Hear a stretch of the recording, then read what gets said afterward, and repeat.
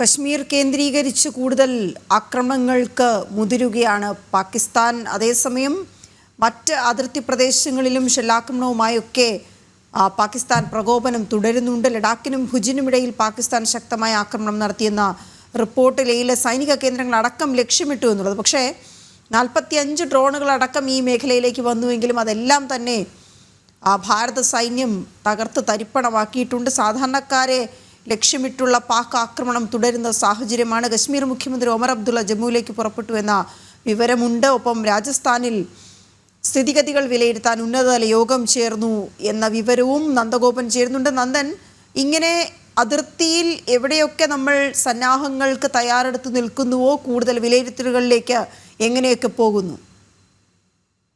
വീണ, ഇപ്പോൾ ഏറ്റവും ഒടുവിലായി ലഭ്യമായ വിവരമനുസരിച്ച് ഉറി മേഖലയിൽ പാകിസ്ഥാന്റെ ഷെല്ലാക്രമണത്തിൽ ഒരു വനിത കൊല്ലപ്പെട്ടിരിക്കുന്നു എന്നുള്ളതാണ് അറിയാൻ കഴിയുന്നത്. ഉറിയിൽ നിന്നും ബാരാമുള്ളയിലേക്കുള്ള യാത്രയിലാണ് ഇവർക്ക് അപകടമുണ്ടായത്. അവർ ഒരു സ്കോർപിയോ കാറിൽ സഞ്ചരിക്കുകയായിരുന്നു.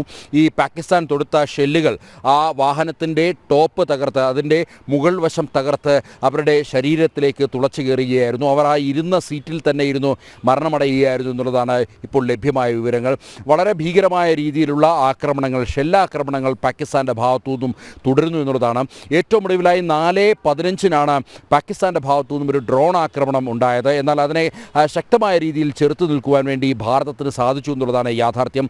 ഏതായാലും ഈ ഇത്തരം ഷെല്ലാക്രമണങ്ങൾ ഈ അതിർത്തി മേഖലകളിൽ ശക്തമായി തന്നെ തുടരുന്ന സാഹചര്യമാണ്. പാകിസ്ഥാന് തിരിച്ചടി നൽകുന്നുണ്ട് BSF എന്നുള്ളതാണ് യാഥാർത്ഥ്യം. അതായത് BSFിൻ്റെ ഭാഗത്തു നിന്നും ഇങ്ങോട്ട് ഒരു ഷെൽ പതിക്കുമ്പോൾ 3 ഷെല്ലുകൾ അങ്ങോട്ട് അയക്കുന്ന ഒരു രീതിയാണിപ്പോൾ BSF പിന്തുടരുന്നത്. സൈന്യത്തിന്, സേനാ വിഭാഗങ്ങൾക്ക് ആ സ്വാതന്ത്ര്യം ഡൽഹിയിൽ നിന്ന് നൽകിയിട്ടുണ്ട്. അതുകൊണ്ട് തന്നെ ആക്രമണം നടത്തുമ്പോൾ പ്രത്യാക്രമണം നടത്തുവാൻ മുൻപുണ്ടായിരുന്നതുപോലെ, അല്ലെങ്കിൽ കോൺഗ്രസ് സർക്കാരിൻ്റെ കാലത്തുണ്ടായിരുന്നതുപോലെ ഡൽഹിയിലേക്ക് വിളിച്ച് അനുവാദം ചോദിക്കേണ്ട ഒരു സാഹചര്യം നിലവിൽ ഭാരതത്തിൻ്റെ 3 സൈനിക വിഭാഗങ്ങൾക്കുമില്ല, അല്ലെങ്കിൽ പാരാമിലിറ്ററി ഫോഴ്സസിനില്ല എന്നുള്ളതാണ് യാഥാർത്ഥ്യം. അതുകൊണ്ട് തന്നെയാണ് ഈ ചുരുങ്ങിയ സമയത്തിനുള്ളിൽ, കഴിഞ്ഞ ഈ രാത്രിയിൽ ഏതാണ്ട് 12 മണിക്കൂറിനുള്ളിൽ വലിയ രീതിയിലുള്ള ആക്രമണങ്ങൾ പാകിസ്ഥാന് മേൽ നടത്തുവാൻ വേണ്ടിയും അതേപോലെ തന്നെ പാകിസ്ഥാൻ്റെ നയതന്ത്രപരമായ പല കേന്ദ്രങ്ങളും ആക്രമിക്കുവാൻ വേണ്ടിയും ഭാരതത്തിന് സാധിച്ചത് എന്നുള്ളതാണ് യാഥാർത്ഥ്യം. ഏതായാലും ഇത്തരം ഷെല്ലാക്രമണങ്ങൾ തുടരുകയാണ്. ഭാരതത്തിലുടനീളം സുരക്ഷ കർശനമാക്കിയിട്ടുണ്ട്. നേരത്തെ വീണ സൂചിപ്പിച്ച പോലെ തന്നെ ഇപ്പോൾ സ്ഥിതിഗതികൾ വിലയിരുത്തുവാൻ വേണ്ടി ഒമർ അബ്ദുള്ള, ജമ്മു കാശ്മീർ മുഖ്യമന്ത്രി, ഇപ്പോൾ കാശ്മീരിൽ നിന്നും ജമ്മുവിലേക്ക് വാഹനമാർഗം എത്തിക്കൊണ്ടിരിക്കുകയാണ്. നമുക്കറിയാം, ആ മേഖലകളിൽ വിമാനം പറക്കുന്നതിന് കൃത്യമായ റെസ്ട്രിക്ഷൻ ഉണ്ട്. അതുകൊണ്ട് തന്നെയാണ് അദ്ദേഹം വാഹനത്തിൽ ഇപ്പോൾ സഞ്ചരിച്ച് ജമ്മുവിലേക്ക് എത്തി സ്ഥിതിഗതികൾ വിലയിരുത്തുവാൻ വേണ്ടി തയ്യാറായിരിക്കുന്നത്. രാജസ്ഥാനെ സംബന്ധിച്ചിടത്തോളം രാജസ്ഥാനിലെ പല മേഖലകൾ, ഈ ജയ്സാൽമീർ അടക്കമുള്ള മേഖലകളിലേക്ക് കടന്നു കയറുവാൻ വേണ്ടി പാകിസ്ഥാൻ ഡ്രോണുകൾ ശ്രമം നടത്തിയിരുന്നു. എന്നാൽ അതിനെ കൃത്യമായി തന്നെ പരാജയപ്പെടുത്തുവാൻ ഭാരതത്തിന് സാധിച്ചു. എന്നിരുന്നാൽ തന്നെയും അവിടെ സ്ഥിതിഗതികൾ വിലയിരുത്തേണ്ടതുണ്ട്. അവിടെ ഭജൻലാൽ ശർമ്മ മുഖ്യമന്ത്രിയുടെ നേതൃത്വത്തിൽ ഉന്നതതല യോഗം ചേർന്നുകൊണ്ട് ഈ സ്ഥിതിഗതികൾ വിലയിരുത്തും. പ്രധാനമായും പാകിസ്ഥാൻ 5 സംസ്ഥാനങ്ങളാണ് ഉന്നം വെക്കുന്നത്. ജമ്മു കാശ്മീർ, അതേപോലെ തന്നെ പഞ്ചാബ്, ഹരിയാന, അതേപോലെ തന്നെ ഗുജറാത്ത് അടക്കമുള്ള സംസ്ഥാനങ്ങൾ ഉന്നം വെച്ചുകൊണ്ടുള്ള നീക്കമാണ്. ഒപ്പം തന്നെ ഹരിയാന അടക്കമുള്ള സംസ്ഥാനങ്ങൾ ഉന്നം വെച്ചുകൊണ്ടുള്ള നീക്കമാണ് പാകിസ്ഥാൻ്റെ ഭാഗത്തുനിന്നും നടക്കുന്നത്. പ്രത്യേകിച്ച് ജമ്മു കാശ്മീരിലെ ഉദ്ധംപൂരിൽ നമ്മുടെ നോർത്തേൺ കമാൻഡ് ഉണ്ട്. പ്രത്യേകിച്ച് ഈ മേഖലകളിൽ ജമ്മു കാശ്മീരിനെയും അല്ലെങ്കിൽ പാകിസ്ഥാനുമായുള്ള അതിർത്തിയിലെ പ്രശ്നങ്ങൾ പരിഹരിക്കുന്നത്, ഒപ്പം തന്നെ ചൈനയുമായിട്ട് അല്ലെങ്കിൽ ചൈനയെ നേരിടാൻ ഒക്കെ തയ്യാറായി നിൽക്കുന്നത് നോർത്തേൺ കമാൻഡാണ്. സ്വാഭാവികമായും നോർത്തേൺ കമാൻഡ് ആക്രമിച്ചാൽ ഭാരതത്തിൻ്റെ സൈനിക ശേഷി തകർക്കാൻ കഴിയുമെന്നുള്ള വിശ്വാസമായിരുന്നു ഈ പാകിസ്ഥാനുള്ളത്. എന്നാൽ പാകിസ്ഥാൻ്റെ ആ ലക്ഷ്യങ്ങളൊക്കെ തന്നെ നടന്നില്ല എന്നുള്ളതാണ്. ആ ലക്ഷ്യം ഭേദിക്കുവാൻ പാകിസ്ഥാന് സാധിച്ചില്ല എന്നുള്ളതാണ്. കൃത്യമായ ഡ്രോൺ സംവിധാനത്തിലൂടെ, അല്ലെങ്കിൽ ആൻറ്റി ഡ്രോൺ സിസ്റ്റത്തിലൂടെ ഭാരതം അതിന് തടയിടുവാൻ ഭാരതത്തിന് സാധിച്ചു എന്നുള്ളതാണ് യാഥാർത്ഥ്യം. ഇപ്പോഴും പല മേഖലകളിലും ഷെല്ലാക്രമണം നടക്കുകയാണ്. ഉറി, അതേപോലെ തന്നെ പൂഞ്ച്, ബാരാമുള്ള മേഖലകളിലെ നിയന്ത്രണ രേഖയ്ക്ക് സമീപം ഈ പുലർച്ചെയും ഈ നിമിഷത്തിലും ഇത്തരം ഷെല്ലാക്രമണങ്ങളും അതേപോലെ തന്നെ പാകിസ്ഥാൻ റേഞ്ചേഴ്സിൻ്റെ ഭാഗത്തു നിന്നും നിരന്തരം വെടിനിർത്തൽ കരാറുകൾ ലംഘിച്ചുകൊണ്ട് നമ്മുടെ BSFിൻ്റെ പോസ്റ്റുകളിലേക്ക് വെടിയുതിർക്കുന്ന സാഹചര്യമാണ് നിലനിൽക്കുന്നത്. ലഭ്യമായ വിവരങ്ങൾ അനുസരിച്ച് ഇപ്പോൾ നിലവിൽ പാകിസ്ഥാൻ്റെ അതിർത്തി കാക്കുന്ന പാകിസ്ഥാൻ റേഞ്ചേഴ്സ് പല പോസ്റ്റുകളും ഒഴിഞ്ഞ് അവിടെ നിന്നും രക്ഷപ്പെട്ടു എന്നുള്ള വിവരങ്ങളാണ് ലഭ്യമാകുന്നത്. ഇന്നലെ ഭാരതത്തിൻ്റെ ഭാഗത്തു നിന്നും ആർട്ടിലറി ഫയറിംഗ് ഉണ്ടായിരുന്നു. സാധാരണഗതിയിൽ ആർട്ടിലറി ഫയറിംഗ് തുടങ്ങിയാൽ ഭാരതത്തിൻ്റെ സൈന്യം അവിടേക്ക് കടന്നു കയറുവാനുള്ള സാധ്യതയാണ് ഉണ്ടായിരുന്നത്. അതുകൊണ്ട് തന്നെയാണ് സ്ഥലമാണ്. അവിടെ അങ്ങനെ കടന്നു കയറിയാൽ പിന്നെ ഈ ഇത്തരം പാകിസ്ഥാൻ റേഞ്ചേഴ്സിൻ്റെ അവസ്ഥ വളരെ പരിതാപകരമാകുമെന്നുള്ള യാഥാർത്ഥ്യം ഉൾക്കൊണ്ടുകൊണ്ട് പല മേഖലകളിൽ നിന്നും ഈ പോസ്റ്റുകൾ ഒഴിഞ്ഞ് അവിടെ അവർ സ്വന്തം വീടുകളിലേക്കും മറ്റും പോയി. നേരത്തെ തന്നെ ചില റിപ്പോർട്ടുകൾ ഉണ്ടായിരുന്നു. അതായത് ഈ പെഹൽഗാം ഭീകരാക്രമണത്തിൻ്റെ പശ്ചാത്തലത്തിൽ ഭാരതം തിരിച്ചടിക്കുമെന്നുള്ള 100% ഉറപ്പ് പാകിസ്ഥാൻ ഉണ്ടായിരുന്നു.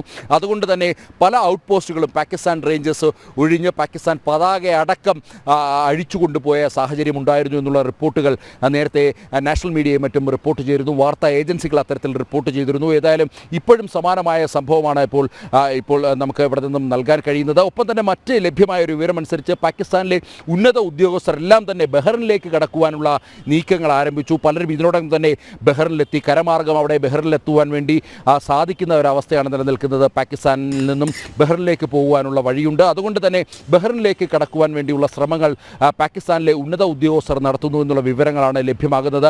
ഇപ്പോഴും പാകിസ്ഥാൻ്റെ കരസേനാ മേധാവി എവിടെയാണ് എന്നുള്ള വിവരങ്ങൾ ലഭ്യമല്ല.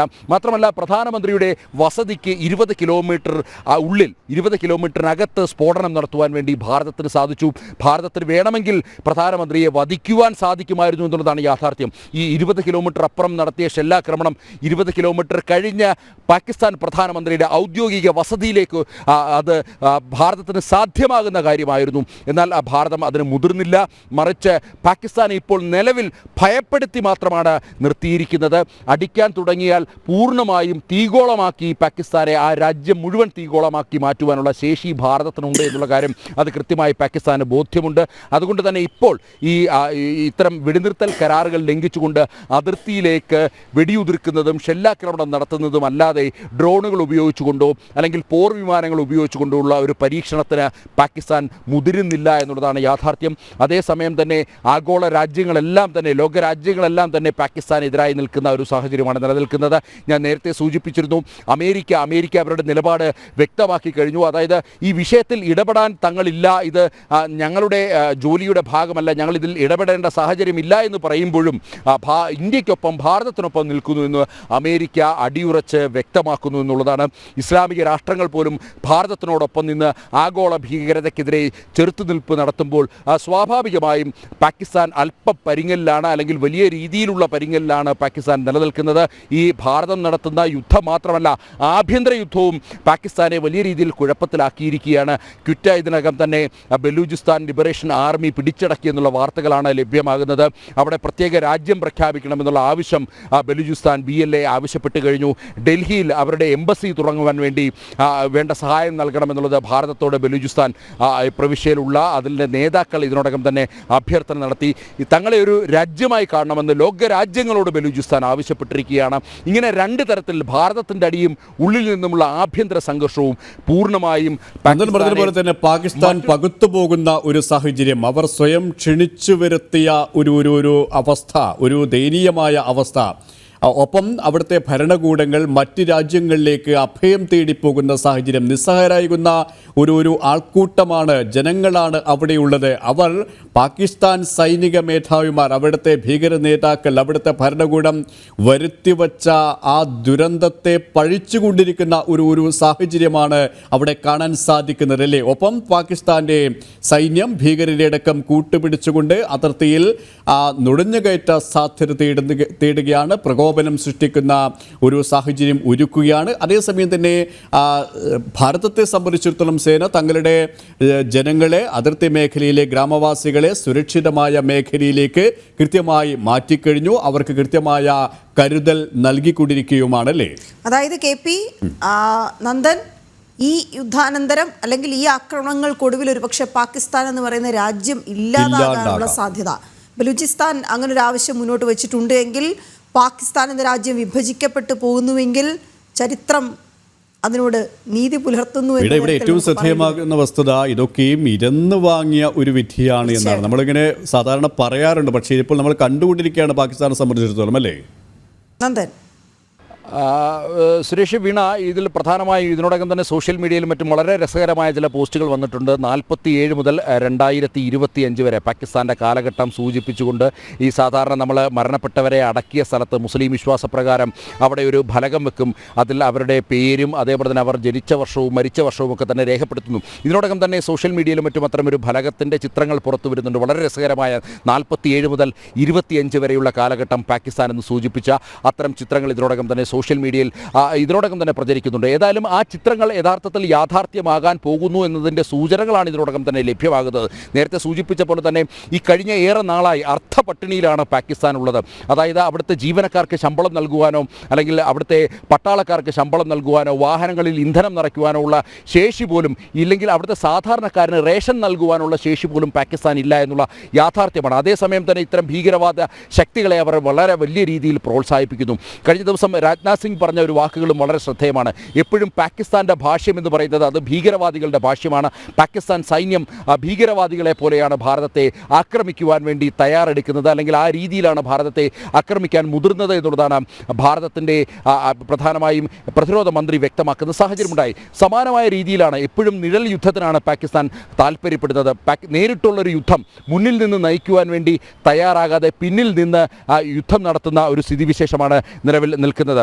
ഇപ്പോൾ നമുക്ക് ഏറ്റവും ഒടുവിലായി വ്യക്തമാക്കുന്നത് ലഭ്യമായ വിവരങ്ങളനുസരിച്ച് ഈ യുദ്ധം അവസാനിപ്പിക്കുവാൻ, അല്ലെങ്കിൽ ഭാരതം നടത്തുന്ന ഈ ആക്രമണം അത് അവസാനിപ്പിക്കുവാൻ വേണ്ടിയുള്ള ഒരു അപേക്ഷ പാകിസ്ഥാൻ്റെ ഡിഫൻസ് മിനിസ്റ്ററുടെ ഭാഗത്തു നിന്നും ഉണ്ടായിട്ടുണ്ട് എന്നുള്ളതാണ് ഇപ്പോൾ ഏറ്റവും ഒടുവിലായി ലഭ്യമാകുന്നത്. ലോകരാഷ്ട്രങ്ങൾ ഇതിൽ ഇടപെട്ട് കൃത്യമായൊരു ചർച്ച നടത്തണം, ഇത് അവസാനിപ്പിക്കണമെന്നുള്ളതാണ് ഇപ്പോൾ പാകിസ്ഥാൻ്റെ ഡിഫൻസ് മിനിസ്റ്റർ വ്യക്തമാക്കിയിരിക്കുന്നത്. ഇതേ ഡിഫൻസ് മിനിസ്റ്റർ ഇതേ നാവ് കൊണ്ട് തന്നെയാണ് തങ്ങളുടെ പക്കൽ ആണവായുധമുണ്ട് എന്ന് പറഞ്ഞുകൊണ്ട് ഭാരതത്തെ പ്രകോപിപ്പിച്ചത് എന്നുള്ളതാണ് ശ്രദ്ധേയം. ഇപ്പോൾ ഏതായാലും അടിയും തിരിച്ചടിയും ഒക്കെ വാങ്ങിച്ചുകൊണ്ട് അറയ്ക്കുള്ളിൽ ഇരുന്നു കൊണ്ട് അവർ പറയുകയാണ് ഈ യുദ്ധം അവസാനിപ്പിക്കുവാൻ, അല്ലെങ്കിൽ യഥാർത്ഥത്തിലൊരു യുദ്ധമുഖത്തേക്ക് ഭാരതം കടന്നില്ല എന്നുള്ളതാണ് യാഥാർത്ഥ്യം. ഭാരതം ഇങ്ങോട്ടടിച്ചപ്പോൾ തിരിച്ചടിക്കുക മാത്രമാണ് ചെയ്തത്, പ്രതിരോധം മാത്രമാണ് ഒരുക്കിയത്. അടിക്കാൻ തുടങ്ങിയിട്ടില്ല എന്നുള്ളതാണ് പാകിസ്ഥാന് വളരെ വ്യക്തമായിട്ടറിയാം. അടിക്കാൻ തുടങ്ങിയാൽ പാകിസ്ഥാൻ നിലംപരിശാകുമെന്നുള്ള കാര്യം വ്യക്തമായ ബോധ്യമുണ്ട്. അതുകൊണ്ട് തന്നെയാണ് ഇപ്പോൾ പാകിസ്ഥാൻ്റെ ഡിഫൻസ് മിനിസ്റ്ററുടെ ഭാഗത്തു നിന്നും ഇത്തരമൊരു അപേക്ഷ അല്ലെങ്കിൽ ഇത്തരമൊരു ആവശ്യം ഇതിനോടകം തന്നെ പുറത്തു വന്നിരിക്കുന്നത്. ഏതായാലും ഭാരതം അത് ഏത് രീതിയിൽ പരിഗണിക്കുമെന്നുള്ളത് കണ്ടറിയേണ്ടിയിരിക്കുന്നു.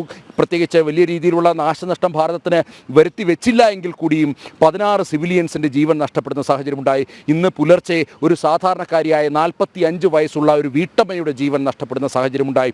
ഇതെല്ലാം പാകിസ്ഥാൻ്റെ ഷെല്ലാക്രമണത്തിലൂടെ മാത്രമാണ് നടന്നത്. അതേസമയം ഭാരതത്തിൻ്റെ 15 തന്ത്രപ്രധാന കേന്ദ്രങ്ങൾ ലക്ഷ്യം വെച്ചുകൊണ്ടാണ് ആദ്യഘട്ടത്തിൽ പാകിസ്ഥാൻ ഡ്രോൺ അയച്ചത്. ആ ഡ്രോൺ മുഴുവൻ നിലംപരിശാക്കുവാൻ വേണ്ടി, അല്ലെങ്കിൽ ആ ഡ്രോൺ അത് പൂർണ്ണമായും ഇല്ലാതാക്കുവാൻ വേണ്ടി ഭാരതത്തിന് സാധിച്ചു എന്നുള്ളതാണ് യാഥാർത്ഥ്യം. ഏതായാലും ഇപ്പോഴും ഈ മേഖലകളിൽ, അതിർത്തി മേഖലകളിൽ ഷെല്ലാക്രമണം, അതായത് പാകിസ്ഥാൻ്റെ ഡിഫൻസ് മിനിസ്റ്റർ ഇത് അവസാനിപ്പിക്കണമെന്ന് ഒരു നാവ് കൊണ്ട് പറയുമ്പോൾ മറ്റൊരു കരങ്ങളിലൂടെ വീണ്ടും ഇത്തരം ഷെല്ലാക്രമണങ്ങൾ തുടരുന്ന സാഹചര്യമാണ്. അതിനൊപ്പം തന്നെ ഇപ്പോൾ നമ്മൾ വളരെ ജാഗരൂകരായി നിൽക്കുന്ന ഒരു സാഹചര്യമാണ് നിലനിൽക്കുന്നത്. പ്രത്യേകിച്ച് കഴിഞ്ഞ ദിവസം അൽ-ഖ്വയ്ദ അടക്കം ഭാരതത്തിനെതിരെ വിശുദ്ധ യുദ്ധം നടത്തണം, ലോകത്തെ മുഴുവൻ മുസ്ലിങ്ങളും പാകിസ്ഥാനിൽ പിന്നിൽ അടിയുറച്ചുകൊണ്ട് പൂർണ്ണമായും ഭാരതത്തെ ഇല്ലാതാക്കുവാൻ വേണ്ടി തങ്ങൾക്കൊപ്പം നിൽക്കണമെന്നുള്ള ആവശ്യം ഇന്നലെ അൽ-ഖ്വയ്ദയുടെ ഭാഗത്തു നിന്നുണ്ടായിരുന്നു. സ്വാഭാവികമായും ഇതുമായി ബന്ധപ്പെട്ട വിദഗ്ധർ, നയതന്ത്ര വിദഗ്ധരും വിദേശകാര്യ വിദഗ്ധരുമൊക്കെ തന്നെ ചൂണ്ടിക്കാണിക്കുന്നത് നഷ്ടപ്പെട്ടു പോയ ഒരു കുപ്രസിദ്ധി വീണ്ടെടുക്കുവാൻ വേണ്ടിയുള്ള തന്ത്രങ്ങളുടെ ഭാഗമാണ് ഇത്തരത്തിലൊരു പ്രസ്താവന എന്നുള്ളതാണ് ഇന്നലെ ഇതുമായി ബന്ധപ്പെട്ട വിദഗ്ധരും മറ്റും ചൂണ്ടിക്കാണിച്ചത്. എങ്കിൽ തന്നെയും ഭാരതം കരുതിയിരിക്കുകയാണ്. കാരണം ഇതിനോടകം തന്നെ 15 പേർ ബാരാമുള്ളയിലേക്ക് കടന്നു കയറുവാൻ വേണ്ടി, ബാരാമുള്ളയിലെ ലൈൻ ഓഫ് കൺട്രോൾ വഴി കടന്നു കയറുവാൻ വേണ്ടി, അതേപോലെ തന്നെ സാംബ ജില്ലയിലെ ലൈൻ ഓഫ് കൺട്രോൾ വഴി കടന്നു കയറുവാൻ വേണ്ടിയുള്ള ശ്രമമുണ്ടായി. അങ്ങനെ സാംബയിൽ അത് പൂർണ്ണമായും തകർക്കുവാൻ വേണ്ടി BSFന് സാധിച്ചു.